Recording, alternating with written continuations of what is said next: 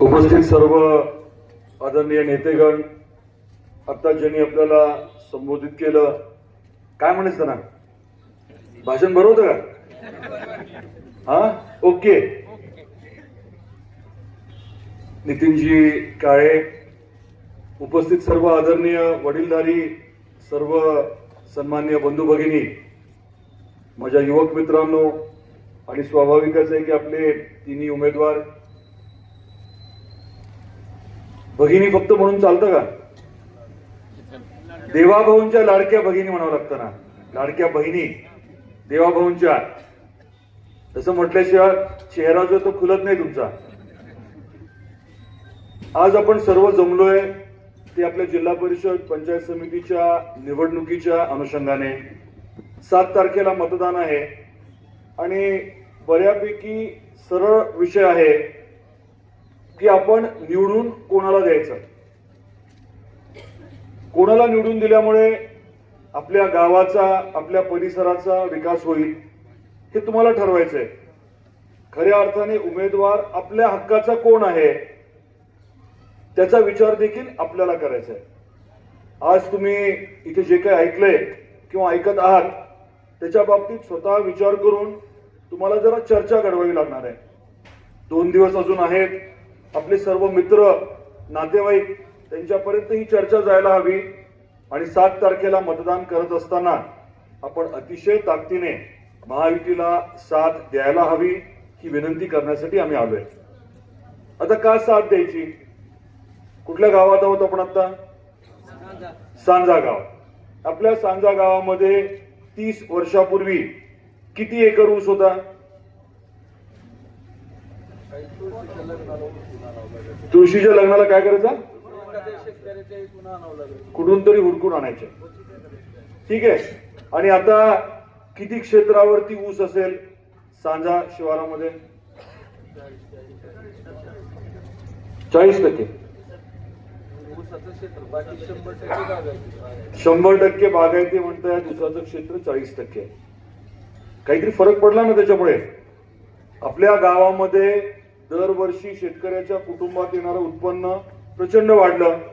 शेतकरी सगळे पैसे काही स्वतःच्या घरात ठेवत नाही. गावगाडा जो आहे तो हाकण्यासाठी ते पैसे वापरले जातात. आणि मला सांगायचं इतकंच की डॉक्टर पद्मसिंह पाटील साहेबांनी पाणी अडवण्याचं जे प्रचंड काम केलं, आपल्या आसपास जे साठवण तलाव झाले, किटीवेर झाले असतील, पाझर तलाव झाले असतील, त्याच्यामुळे पाणी इथे अडायला लागलं. पाणी थांबल्यामुळे बाकी सगळं शक्य झालं आणि प्रचंड प्रमाणामध्ये शेतकरी जो आहे तो आपल्या भागातला समृद्ध व्हायला लागलाय. हे वास्तव आहे. डॉक्टर साहेबांनी फक्त तेवढं काम करून थांबले नव्हते, तर त्यांनी पुढे जाऊन आपल्याला कृष्णा खोऱ्याचं हक्काचं पाणी मिळावं म्हणून अतिशय ताकदीने प्रयत्न केले. निर्णय करून घेतला. पाणी कुठलं आणायचं आपल्याला? पश्चिम महाराष्ट्रातलं. किती पाणी आणायचंय? 23.66 TMC. पण हे पाणी आणण्यासाठी खऱ्या अर्थाने आपल्याला जर सहकार्य कोणी केलं असेल तर देवेंद्रजी फडणवीस साहेबांनी. आपलं सरकार आल्यानंतर तातडीने 2022 मध्ये त्यांनी मंजुरी दिली, कामाला सुरुवात झाली आणि आता पुढच्या महिन्यामध्ये पाणी रामदऱ्यामध्ये येणार आहे. पश्चिम महाराष्ट्रातलं सोलापूरकडचं, पलीकडचं, उजनीकडचं पाणी आपल्या जिल्ह्यात येणार आहे. रामदऱ्यातनं ते तुळजापूर, उमरगा, लोहारा 3 तालुक्यात जाणार आहे. दुसरीकडे बोगद्याचं काम चालू आहे. ते पाणी भूम, परंडा, वाशी करत कळंबला जाणार आहे आणि मग धाराशिवला पण येणार आहे. म्हणजे 8ही आपल्या तालुक्यांमध्ये कृष्णा खोऱ्याचं पाणी जे आहे, हक्काचं पाणी येणार आहे. कारण आपलं सरकार, आपले देवाभाऊ जे आहेत त्यांनी आपल्याला मदत केली. त्याच्या पलीकडे जाऊन तुम्हाला मी सांगतो, कोल्हापूर सांगलीचं पुराचं पाणी तुम्हाला आठवतं का? 2-2, 3-3 वर्षाला कोल्हापूर सांगलीला प्रचंड पूर येतो, प्रचंड नुकसान होतं, जीवितहानी होते, मालमत्तेचं नुकसान होतं. तर आपल्या मुख्यमंत्र्यांनी त्या बाबतीमध्ये एक वेगळा निर्णय घेतला. ते पुराचं पाणी जे आहे आपण 100 किलोमीटरचा बोगदा करून आपल्या भागात आणतोय. 18,000 कोटीचा प्रकल्प आहे. मित्र नावाची संस्था, त्याच्या माध्यमातून ते काम आपण करतोय. जागतिक बँकेची मदत घेतोय. सल्लागार नेमलेत, प्राथमिक अहवाल आलाय आणि व्यवहारी आहे हा प्रकल्प असं ठरलंय, टप्प्याटप्प्याने ते काम आपण हाती घेणार आहोत. पाणी किती आणणार आहे?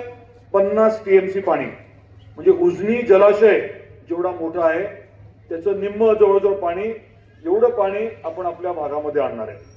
हे सांगण्याचं कारण काय की आपल्या भागात शाश्वत पाणी आल्यानंतर प्रचंड प्रमाणामध्ये आपल्या शेतकऱ्याला त्याची मदत होणार आहे, बागायती पिकं आणि क्षेत्र वाढणार आहे आणि आपला भाग समृद्ध होणार आहे. याच्या बरोबरीने अजून 2 विषय आपण हातात घेतले. आपल्या मुलांना मुलींना कुठेतरी पिंपरी चिंचवडला किंवा मुंबई पुण्याला नोकरीला जायची गरज पडू नये म्हणून मोठ्या प्रमाणात उद्योग आपल्या भागात आपण आणतोय.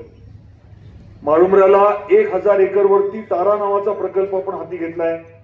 वडगाव सिद्धेश्वरला तुम्हाला माहिती आहे की आपण भूसंपादन केले, तिथे आता 42 कोटीची गुंतवणूक करून आपण रस्ते बाकी सगळी सोय करतोय आणि जे छोटे उद्योजक आहेत आपल्या भागातले त्यांना तिथे प्लॉट उपलब्ध करून देण्याची प्रक्रिया लवकरच सुरू होणार आहे.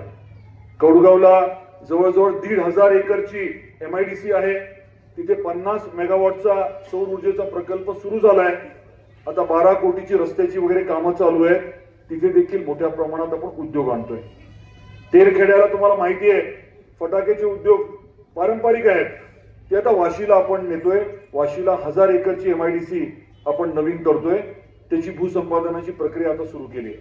वेगवेगळ्या माध्यमातून उद्योग आपल्या जिल्ह्यामध्ये आणण्यासाठी आता आपलं सरकार असल्यामुळे आपल्याला हे करणं शक्य होतंय. याच्या बरोबर तिसरा मुद्दा आपण हातात घेतलाय तो म्हणजे पर्यटनाचा. सगळेच गेले आणि एक 20 वर्षापूर्वी कोणी गेलं होतं का तिरुपतीला? 20 वर्षापूर्वीची तिरुपती, 20 वर्षापूर्वीचं तिरुमला किंवा 20 वर्षापूर्वीचं शिर्डी आणि आत्ताचं शिर्डी प्रचंड फरक पडलाय, प्रचंड तिथे गुंतवणूक आली आहे. तसंच आपण तुळजापूरला आई तुळजाभवानीचं मंदिर आणि परिसराचा कायापालट करतोय. 2000 कोटी रुपये याची गुंतवणूक करतोय आपण. कशासाठी करतोय तर सध्या जे 1.5 कोटी भाविक येत आहेत ती संख्या 5 कोटीपर्यंत आपण नेतोय. तुम्ही म्हणाल आम्हाला काय फरक पडणार आहे, तुम्ही गुंतवणूक करताय तुळजापूरमध्ये, पण मूळ मुद्दा असा आहे की तुळजापूरमध्ये एवढी गुंतवणूक झाली, 5-5 कोटी लोक तिथे यायला लागले की जसं तिरुपतीचं झालंय, जसं शिर्डीचं झालंय तसं प्रचंड प्रमाणामध्ये गुंतवणूक येणार आहे, उद्योग व्यवसाय वाढणार आहे, लोक तिथे राहणार आहेत, त्यांची जेवणाची सोय करावी लागणार आहे. टप्प्याटप्प्याने वेगवेगळे तिथे व्यवसाय जे आहेत ते सुरू होणार आहेत आणि आपल्या भागातल्या मुलांना मुलींना मोठ्या प्रमाणात रोजगार उपलब्ध होणार आहे. वेगवेगळे विषय हाताळतोय आपण. तेरला जवळजवळ 100 कोटीची गुंतवणूक केली आपण. तुळजापूर तेरचा रस्ता 300 कोटीचा रस्ता, त्याचं काम चालू आहे. म्हणजे उद्या भाविक जे आहेत जे तुळजापूरला येतात ते काही प्रमाणामध्ये तेरलाही जातील. तेरला सुद्धा रोजगार निर्मितीची आपण मोठ्या प्रमाणात सोय करतोय. तिथे जी गुंतवणूक केली आहे, एक तर काकांचं मंदिर तो परिसर आहे त्याचा विकास होतोय. तुम्हाला माहिती असेल की महाराष्ट्रातलं सगळ्यात जुनं बांधलेलं मंदिर जे आहे त्रिविक्रम मंदिर हे तेरला आहे. तुम्हाला माहिती आहे का? नाही आहे माहिती तुम्हाला. ते देखील परत आपण उतरवून नव्यासारखं केलंय. तिथे बौद्ध आणि जैन धर्माचे काही वास्तू आहेत त्याच्यावरती आपण काम करतोय. वेगवेगळे विषय असे हाताळतोय जेणेकरून पर्यटक येतील, राज्यातले येतील, देशातले येतील, जगातले पर्यटक तिथे येतील आणि त्या माध्यमातून रोजगार निर्मिती होईल. येडशीला कोणी गेले का? रामलिंगला कशाला गेला होता? दर्शनाला जाता. कधी? श्रावणात. बरोबर आहे. आता आपल्या रामलिंगचं दुसरं वैशिष्ट्य काय? मंदिर तर आहे, तिथे गुरुकुल आहे, ते आपण व्यवस्थित करणार आहे. अजून काय? अभयारण्य माहितीये का? जंगल आहे माहितीये का? तिथे एक वाघ आहे ते माहितीये का? खरंच आहे वाघ. फोटो बघितला असेल तुम्ही. सध्या मला सांगितलं की थोडं पुढे बार्शीकडे किंवा बीड अजूनमधून फिरून येतो, पण आहे आपल्याकडचाच वाघ. तिथे देखील आपण सुरुवातीला 18 कोटीची गुंतवणूक करतोय. काय करणार आहे आपण? तर जंगलामध्ये गाडी घेऊन जाता येईल, पर्यटकांना आपल्याला आतमध्ये फिरवता येऊ शकेल अशी सोय पहिल्या टप्प्यात करतोय. दुसऱ्या टप्प्यात त्यांची राहण्याची सोय करतोय. तिसऱ्या टप्प्यामध्ये अजून मोठी सोय करतोय जंगलाच्या आत सुद्धा राहण्याची. का करतोय आपण हे?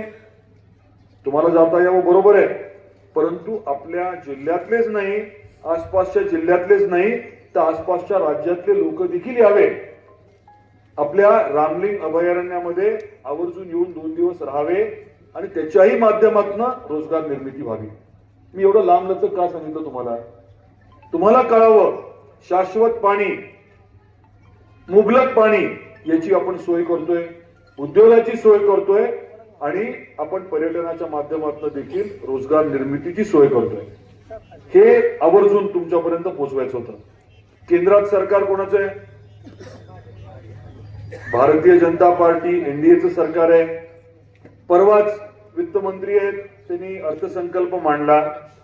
तुम्हाला सांगताना मनापासून आनंद वाटतोय की जी आपली लखपती दीदी नावाची योजना मोदी साहेबांनी सुरू केली होती, ती योजना आता अजून मोठी करायची ठरवलंय. आपल्यापैकी ज्या भगिनी उद्योग व्यवसाय करू इच्छितात त्यांना 5 लाखापर्यंत कर्ज बिनव्याजी आणि बिना तारण देण्याचं ठरलंय. 5 लाखापर्यंत. एकदम वेगळा विषय. मोदी साहेब पंतप्रधान झाले तेव्हापासून त्यांनी हाताळलेले विषय तुम्ही समजून घ्या. तुम्हाला मी आठवण करून देतो. पहिला विषय कुठला घेतला त्यांनी? व्यापक देश स्तरावरती घेतला, तो म्हणजे शौचालयाचा. अजून कुठला घेतला? घरकुलाचा घेतला. सांज्यात किती घरकुल मंजूर झाले? नाही हो, जास्त असतील आत्ताच्या लॉट मध्ये आली हो. घ्या माहिती घ्या.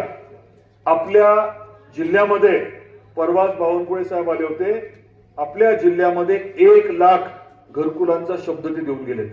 आपल्या राज्यामध्ये 30 लाख घरकुलं होणार आहेत आणि आपल्या जिल्ह्यामध्ये 1 लाख घरकुलं करण्याचं त्यांनी सांगितलं. त्यांनी अजून पुढे जाऊन काय सांगितलं तर आपल्या भागातला कबाल्याचा जो विषय, अनेक लोकांनी गायरानामध्ये अतिक्रमण केलंय, तिथे राहतात ते अतिक्रमण जे आहे ते नियमामध्ये बसून त्यांना जागा उपलब्ध करून द्यायची आणि त्यांना प्रधानमंत्री आवास योजनेतनं घर करून द्यायचं. महत्वाचा निर्णय, आपल्या सरकारने घेतलेला महत्वाचा निर्णय. सांज्यातला कुठला विषय दुसरा अजून महत्वाचा? देवस्थानाचा. त्याबद्दल काल सकाळीच आपले काही बांधव आले होते तुळजापूरला. बावनकुळे साहेबांची भेट झाली. येणाऱ्या अधिवेशनामध्ये एक वेगळा कायदा करायचं ठरलंय.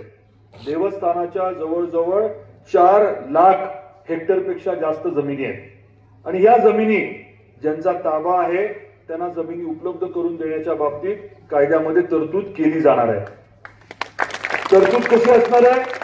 जेव्हा रेडी रेकनरचे दर जे सुरुवातीचे होते साधारण 1980च्या दशकातले असतील, बरोबर आहे, तेव्हाचे जे दर होते त्या दराच्या साधारण 5% रक्कम देण्याच्या बाबतीतला विचार चाललाय आणि येणाऱ्या अधिवेशनामध्ये आपला प्रश्न जो आहे तो निश्चितपणे मार्गी लावण्यासाठी आम्ही पाठपुरावा करू, हा शब्द तुम्हाला देतो.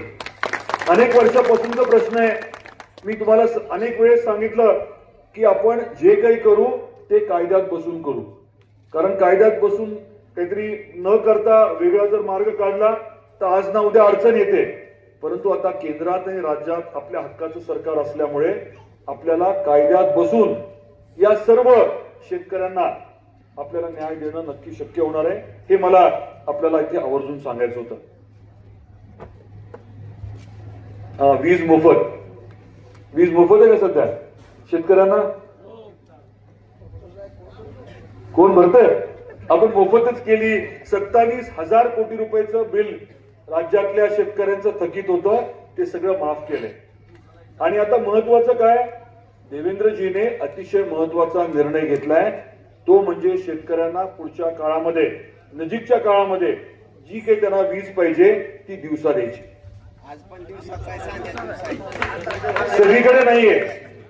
सगळीकडे नाहीये अजून. तुमच्या गावावरती विशेष प्रेम दिसते देवाभाऊंचं.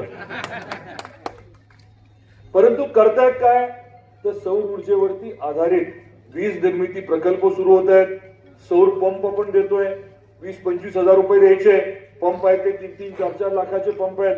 हे का करतायत देवेंद्रजी? कारण त्यांना आपली अडचण समजते, आपल्याला गरज कशाची आहे ते कळतं. माता भगिनींना आर्थिक स्थैर्याची गरज आहे.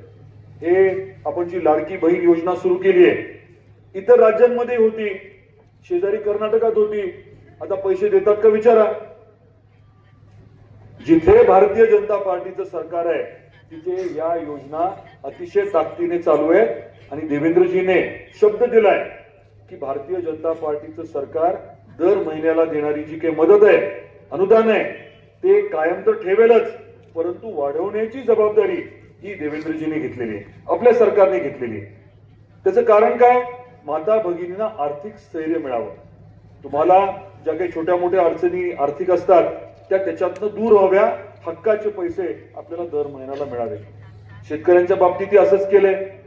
अतिवृष्टी झाली, मोठ्या प्रमाणामध्ये नुकसान झालं, सांजाती भरपूर झालं असेल ना, चिखली सगळीकडे प्रचंड नुकसान झालं असणार आणि म्हणून आपल्याला आपल्या सरकारने अनुदान दिलं. किती दिलं? सगळे विसरून जातात. हेक्टरी 18,000 दिला. बरं. आणि आता पीक विमा येणार आहे. त्यामुळे आपण शेतकरी किंवा जे गरजू आहेत, अडचणीत आहेत, त्यांना मदत करण्याची प्रक्रिया जी आहे अतिशय ताकदीने राबवतोय. मी तुम्हाला हे सर्व परत परत का सांगतोय? कारण आपण सरकारमध्ये असल्याने अडचणी जे सोडवतोय त्याचा थेट फायदा आपल्याला होतोय. आता निधीच्या बाबतीमध्ये प्रत्येक गावात खूप मोठ्या प्रमाणात आपली जी काही अडचण आहे, गरज आहे, ती सोडवण्याची प्रक्रिया केली गेली. कोट्यावधी रुपये आले. येणाऱ्या काळात तर केंद्रात राज्यात सरकार आपलं, जिल्हा परिषद आपली, पंचायत समिती आपली, ग्रामपंचायत कधी निवडणूक. मी हे आत्मविश्वासाने का म्हणतोय? कारण आपण काम करणारे लोक आहोत, अडीअडचणी समजून घेऊन सोडवणारे लोक आहोत. ज्यांच्या हातामध्ये सत्ता होती 2-2.5 वर्ष, त्यांनी आपल्या जिल्ह्यासाठी काय केलं? साधा प्रश्न आहे, काय केलं? मी सांगतो. त्यांनी रेल्वेचं काम आपलं अडवलं. मोदी साहेबांनी आपल्याला धाराशिव ते सोलापूर रेल्वे मंजूर केली. 2019 मध्ये भूमिपूजन केलं. असं ठरलं होतं की राज्य सरकारने 50% द्यायचे, केंद्राने 50% द्यायचे. राज्याने पैसे देण्याचं नकार केला. ठाकरे साहेबांना आपले तत्कालीन मुख्यमंत्री उद्धवजी ठाकरे आणि अनिल परब तत्कालीन परिवहन मंत्री, त्यांना मी आवर्जून विनंती केली की 50% द्यायचं ठरलं होतं, द्या पैसे. शेवटपर्यंत 1 रुपया त्यांनी दिला नाही. हे जे अनिल परब साहेब आहेत त्यांना तर मी त्यांच्यावरती हक्कभंग आणला विधानसभेमध्ये, काहीतरी गोल गोल उत्तर दिलं, शेवटपर्यंत रुपया दिला नाही. आपलं सरकार आलं की तातडीने पैसे मंजूर झाले, टेंडरिंग झालं आणि आता काम चालू आहे. बघितलं तुम्ही? आहे चालू, तुमच्या जवळपास आहे. आणि या रेल्वेचा फायदा काय होणार आहे? या रेल्वे स्टेशनचा फायदा काय होणार आहे? तर इथे जंक्शन होणार, प्रचंड प्रमाणामध्ये गुंतवणूक येणार आणि आपल्याला आताच रेट, जमिनीचे दर किती वाढले ते मी तुम्हाला वेगळं सांगायची गरज नाही. खूप मोठ्या प्रमाणामध्ये आपल्या धाराशिव शहराला त्याचा फायदा होणार आहे. आणि एकदा रेल्वे तुळजापूरला गेली, भाविकांची सुविधा होणार आहे. सोलापूर पर्यंत पोहोचली की मग आपल्याला दोन्हीकडनं रेल्वे येताना दिसणार आहे, ट्रेन येताना दिसणार आहे. आणि तसाच विषय झाला मंदिराचा. आई तुळजाभवानीचं मंदिर, तुळजापूरला कोणी गेले का सर? हे काम सुरू झालं दिसतंय का? पूर्ण मंदिराचा आपण जीर्णोद्धार करतोय. मी सांगितल्याप्रमाणे 2000 कोटीपेक्षा जास्तीची गुंतवणूक आपण त्या शहरामध्ये करतोय, भाविकांची सुविधा करतोय, कायापालट करतोय. तिरुपती शिर्डीच्या धर्तीवर त्यापेक्षा चांगलं करण्याचा आपला प्रयत्न आहे. याच विषयामध्ये मी उद्धवजींकडे गेलो होतो की तुम्ही आम्हाला मदत करा, तुळजापूरला थोडे पैसे द्या विकास कामासाठी. 1 रुपया त्यांनी दिला नाही. जय भवानी जय शिवाजी कोण म्हणतं? शिवसेना म्हणते. भवानी माता कुठली आहे? त्या तुळजापूरच्या भवानी मातेच्या मंदिरासाठी, परिसरासाठी मी उद्धवजींना पैसे मागितले, 1 रुपया पण दिला नाही. मग मी आदित्य ठाकरेंकडे खातं होतं, त्यांना म्हटलं पैसे देत नाही आहात, तुम्ही प्रस्ताव फक्त केंद्राकडे पाठवा, मी केंद्राकडनं पैसे आणतो. शेवटपर्यंत त्यांनी केंद्राकडे प्रस्ताव पाठवला नाही. माझा वैयक्तिक विषय नाही, आई तुळजाभवानीच्या मंदिराचं बोलतोय मी. उद्धवजीने, आदित्यने आणि शिवसेनेने आपल्याला रुपया तर दिलाच नाही, पण साधा प्रस्तावही पाठवला नाही. या मानसिकतेचे लोक आहेत. त्यामुळे त्यांच्याकडनं अपेक्षा करणं, सत्तेत असताना ज्यांनी आपल्याला मदत केली नाही ते आज विरोधात असताना काय करू शकणार आहेत, या बाबतीत आपण सर्वांनी अतिशय गांभीर्याने विचार करण्याची गरज आहे. बोलण्यासारखे खूप मुद्दे असतात, पण महत्वाचं काय, महत्वाचं हेच आहे की आपल्या हक्काचा माणूस आपल्या पाठीमागे खंबीरपणे उभा आहे, त्याच्या मागे सत्तेची ताकद आहे आणि आपल्या अडचणी निश्चितपणे सोडून देणार आहे याचा विश्वास आपल्याला असणं गरजेचं आहे. तानाजी आहेत ते कुठल्या गावात राहतात? सांगा, मी ह्याच गावात राहतो ना, इथेच राहतो ना. हे ओळखीचे आहेत ना, सगळ्याच्या ओळखीचे. जॅक टॉमी खूप फेमस झालंय. बसा. आणि इतर आपले दोन्ही उमेदवार जे आहेत त्यांना देखील आपण ओळखता, आशाताई आणि विकास. येस, मी आवर्जून यांचं नाव परत एकदा का घेतलं, कारण हे बसा ना, हे आपल्या हक्काचे लोक आहेत. आपल्या या पूर्ण गटामध्ये विरोधकांना उमेदवार सापडला नाही, बिगर व्यसनी, बडीशेप खात नाही, बडीशेप पण व्यसन असते. माझा मुद्दा तुमच्या लक्षात आलाय, त्याच्यावरती मी जास्त बोलणार नाही. आपल्या हक्काच्या, आपल्या माणसाच्या पाठीशी आपण सर्वांनी खंबीरपणे उभं राहायला हवं. आपल्या तिन्ही उमेदवारांना अतिशय चांगल्या मताधिक्याने आपण निवडून द्या ही आपल्याला विनंती करतो. चिन्ह काय? असं नाही, काळे साहेबांचं चिन्ह, काळे साहेबांचे चिन्ह असलं कमळ असतं. तर आपल्या सर्वांना विनंती आहे, जे काही आता आम्ही बोललोय त्याच्याबद्दल तुम्ही विचार करा, प्रचंड मोठ्या प्रमाणात चर्चा घडवा.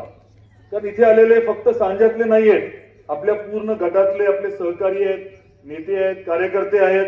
तुम्ही गावात गेल्यानंतर ही सर्व चर्चा जी आहे ती आवर्जून घडवून आणा. आणि 7 तारखेला काय करायचंय? हा, मतदान करायला जायचंय. पण एकटं जायचं नाही, आपले मित्र नातेवाईक, बावनकुळे साहेबांनी सांगितलंय, त्यांनी एक विनंती केली आपल्या सर्वांना, स्वतः जात असताना बरोबर आपल्या शेजारच्या 10 कुटुंबांना बरोबर न्यायचं. सगळे नेतील ना? किती जण येणार आहेत बाकीच्यांना बरोबर?